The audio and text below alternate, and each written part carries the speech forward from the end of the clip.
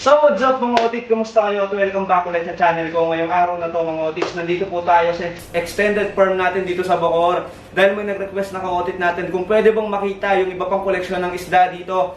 At syempre, papakita natin yung mga otis, yung mga rare na gapi at syempre iba't ibang klaseng isda pa dito sa ating extended farm. Kaya walang mag-i-skip mga otis. Tara, samahan nyo ako, libutin natin to. Para sa iyo, Otit, inahon natin yung mga PKBM natin. So ito, meron tayong PKBM dito sa extended farm natin. Yan, with matching pa ilaw pa para sa iyo, Otit. So ito mga Otits, not for sale pa to ngayon dahil nagpapalaki pa tayo ng mga to at nagpapadami pa. Siguro pag sobrang dami na, tsaka tayo mag-out na ito. Ayan mga Otits. Oh. PKBM. May blue eye, may mga black eyes dyan. Tapos dito naman, sa kabila, meron tayo dito mga moon ruby. So ito ay for collection lang namin dito sa extended farm. At kung gusto nyong miscore na ito, meron tayong latest video doon sa Baluna Breeder kay Siljan Kasundo. Ayan mga Otits, doon kayo makaka-score sa kanya. Ito yung mga sample ng mga moon ruby niya. Ayan, ito tignan nyo tong female na to, ang laki, sobra. So bagay na bagay ito sa extended farm namin dahil mga inalaga namin dito puro giant. At kung mapapansin nyo, malalaki talaga yung mga isda ni Siljan. So project to mga Otits ni Bro Siljan at meron pa siyang isang project na talagang rare na rare, wala pang masyadong nagbibreed na ito sa Pilipinas. Kung meron man, paki-comment na lang sa comment section. Pero ito mga Otits ay marigold. Ayan, marigold. Ito yung male at ito yung female natin. Sa pagkakaalam ko mga Otits, wala pang masyadong nagbibreed ito sa Pilipinas. Kung meron man, paki-correct ako. Paki-comment sa comment section natin mga Otits. At kung may katwiran, ipaglaban mo.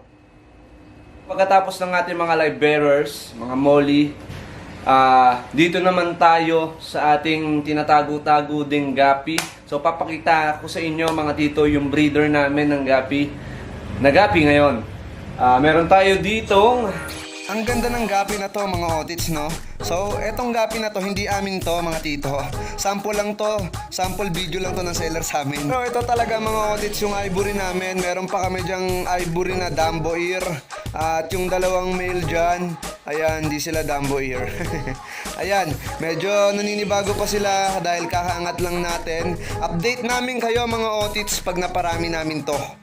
Yan, nagpapalaki na tayo ng mga fry neto.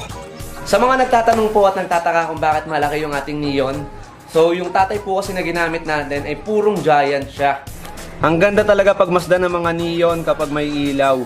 So nilagay natin sila ng ilaw, meron tayong blue light dito. Kaya lang mga Otits, hapon pa ngayon, siguro mas maganda to pagmasdan kapag madilim na madilim talaga. So naglagay rin tayo dito ng black background para mas makita talaga natin. Pero maliwanag pa ngayon kaya di pa natin masyadong ma-appreciate. Pero yan, mas kitang-kita talaga no? Ang ganda nila pagmasdan.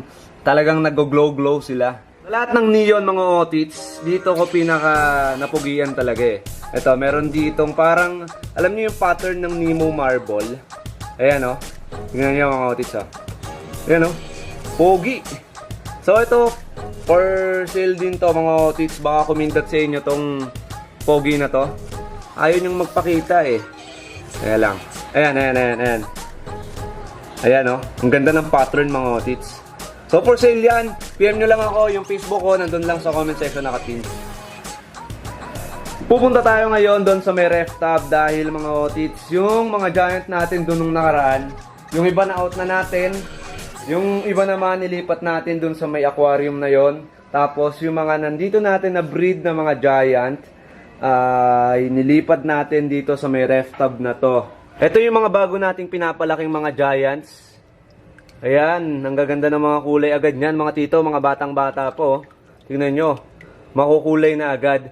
So nilipat natin sila sa ref tab dahil mas nakikita namin na mas naabot nila yung giant potential nila kapag nandito sila sa ref tab dahil malawak yung nilalangoyan nila at the same time malalim-lalim din. Ayan mga tito. Salukin lang natin ng bahagya mga Otits. Ayan, yung iba bata pa lang, makulay-kulay na sila. Ayan, mga potensyales yan. Marami rin to mga Otits. Pero sa bahay, meron tayong mga ginugroom din doon, mga junior giant. Dito rin ang galing yon. So kung gusto nyo, kung interested kayo, mag-groom ng mga junior giants. Marami tayo doon sa bahay. PM nyo lang ako.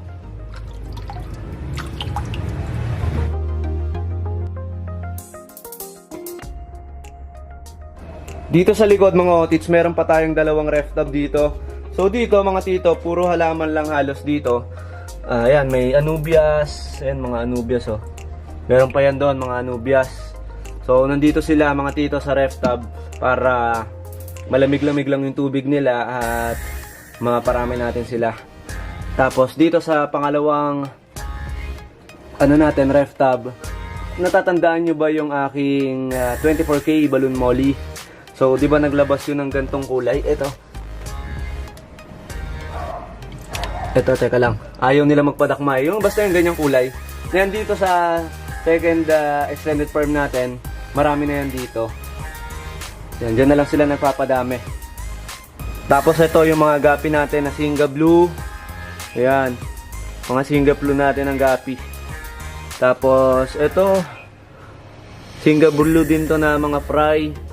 Tapos ito, mga breeders na Singa Blue, yun nandito.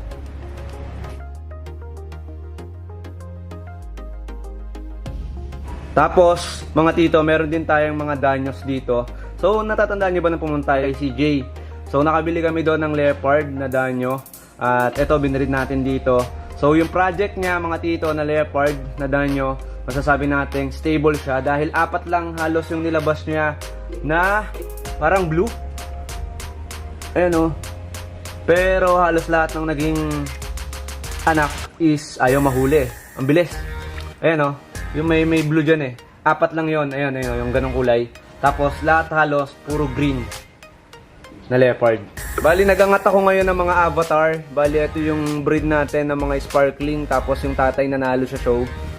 Bali ito iuwi natin ngayon sa 13. So ito, uwi ko yan sa 13 para mabilis din lumaki. Dahil marami rin nag-PM sa akin ito, mga nag-aabang. Ayan, ito pa yung iba. Ayan, mga dadaling ko yan ngayon sa 13. So ito, mga pabakbakin pa to. Ayan. Mga batang-bata pa. Sa mga nangihingi ng update sa leopard natin, maliit pa po sila mga otits. Ayan, ito pa sila oh. Di ba nung last vlog natin, mga fry pa talaga to. Ngayon, ito na sila, malalaki na. Ayan. Tapos, yung mga neon, ito na. Yung mga Friday nung last vlog natin. Bali, pag nag-breed kayo ng neon, mga otits, ganito yung kulay nila, oh. Ayan, ganyan yung kulay. Ganyan, oh. Ganyan yung pagka-green, tapos magbabakbak yon. Pag nagbakbak na, magiging ganito na. Mga avatar ulit to. Ayan. Tapos, ito, mga avatar. Pipili tayo dyan mga otits, tas uuwi natin yan sa bahay natin sa 13. Dito naman mga otits, dito sa ating fasad, oh fasad no. Ayan, meron tayong mga tiger gapi. Ayan, sobrang dami yan. Ayan oh. Tapos, dito rin mga tiger gapi. Tapos ito, mga otits, yung mga collection namin to, dito. Ayan, not for sale pa to eh. Maliliit pa kasi. Natatandaan nyo yung 24K natin na balloon molly. Ito, may natira pa tayong breeder dito na babae. Ayan, ang laki. Ayan. Laki, oh. Ayan siya. Dito ko natatapusin yung vlog.